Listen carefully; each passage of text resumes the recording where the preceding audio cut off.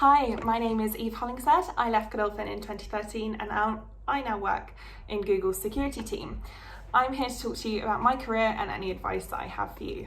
So my role is formally known as Campus Assessment Response and Education Team Programme Coordinator, and that is such a mouthful, so we call it C.A.R.E. What I do and what me and my manager do is we look after the Google workforce in Europe, Middle East and Africa, and we support them in any sensitive security situation that they may be experiencing. My day-to-day is incredibly reactive and also proactive, so I need to be able to prioritise and reprioritise any work that I have on my plate at that moment. In terms of the proactive work that I do, I work on some really interesting programs and projects, such as doing some research, data analysis, looking at feedback that we've received from trainings we've developed. And then on the reactive side, I'll be creating reports, case summaries, and ensuring that everybody in the room knows about the situation that we're handling and we can support them and mitigate any risk that they're experiencing. As I said, I left Godolphin in 2013. I joined Cardiff University that autumn. And then I studied social science, that's a Bachelor of Science, and I did that for the full 3 years.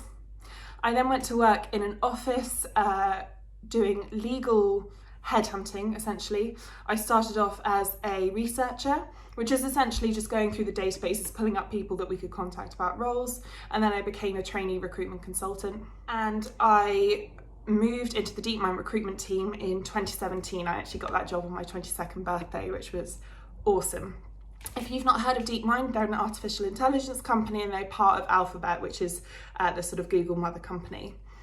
And then within Deepmind, my team actually moved into Central Google with the project that we were working on. And Google have a fantastic internal career path and opportunities. So through there, I found this role and I transferred in October of 2019 to join security. Looking at qualifications, I don't think for my role you need any specific qualifications. It's always helpful to have an undergrad degree, but I don't think it's essential. There are people who've joined security, I know, in some really senior roles who've gone straight into operational work, like working in the police, and then have moved into corporate security, which is what I do. I do always think that experience working with people is essential though. So if you have that under your belt, you're good to go. Also in terms of qualifications, I'm actually going off to do a master's in October, so that's next month, and I will be studying criminology at the Birkbeck School of Law, and that really is a passion project. It is related to my work, absolutely, but it's just something I really want to do and I want to be part of.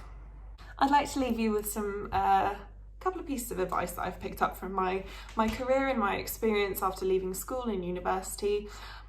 The first one, I'm afraid, it might be a bit disheartening. It's something that I certainly experienced. I noticed a lot of peers experience when they left school and university, and that is, do not expect to land your dream job immediately. It doesn't work like that. For some people, it absolutely does. My partner wanted to be a police officer when he was 3 years old. Now at 27, he's a police officer. So it does happen, it can happen, but for me, certainly didn't. For a lot of my peers, it didn't either. So just have the faith in your career and trust the process. Keep making a plan. If you want something, start working towards it and start looking for those extra opportunities. I know at school we do lots of extracurricular activities to stand out in university applications. University applications do a lot more to go forward to be noticed when you're in the career pool and in the sort of CV pile. That is the same when you're looking for new jobs. So always look for new opportunities and new projects that you can work towards when you are working, when you're seeing those opportunities. Start finding things that revolve around teamwork or administration. Start getting those crucial office skills that will lend itself to a broad range of jobs, because then you'll be able to fall into the job market, get on the ladder immediately, and then you can start looking for something that you're going to really love. I only got my dream job at 24, and that was last October. That's quite rare, that's very young. I'd only been out of university 2.5 years. I was lucky enough to be employed the minute I left university, but it's just an awful lot of hard work. The last piece of advice is to make a plan. It's It sounds ridiculous, but I actually have a 20-year plan with 4 different career paths and also key events in my life that I want to be happening around this point. So I knew when I wrote my 20-year plan 2 years ago that I wanted to be doing a master's in 2020. As of next month, I'll be starting my master's. I also know when I want to be aiming for my promotions, and I know when I want to start looking for potential different roles based on the amount of experience that I have. And that doesn't mean that I'm going to be leaving my job, but it actually means that, okay, what am I worth here? Am I still happy? Is my job giving me everything that I need to thrive and be successful? And I know that at those points, I'm going to start really reflecting my career around every 3 years, and then I can start making those crucial decisions and get myself in a good place. And actually, the very, very final piece of advice that I have is keep your CV up to date always.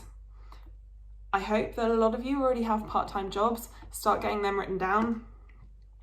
Start listing what you're up to, what skills that you're getting from those roles, and just start getting it on paper, because when the time comes where you need to apply for jobs and you have nothing written down, it's going to be a nightmare. So good luck with that. Good luck with everything.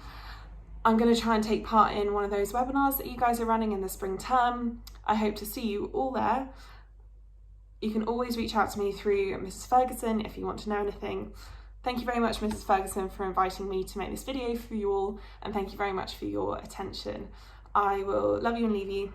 Bye.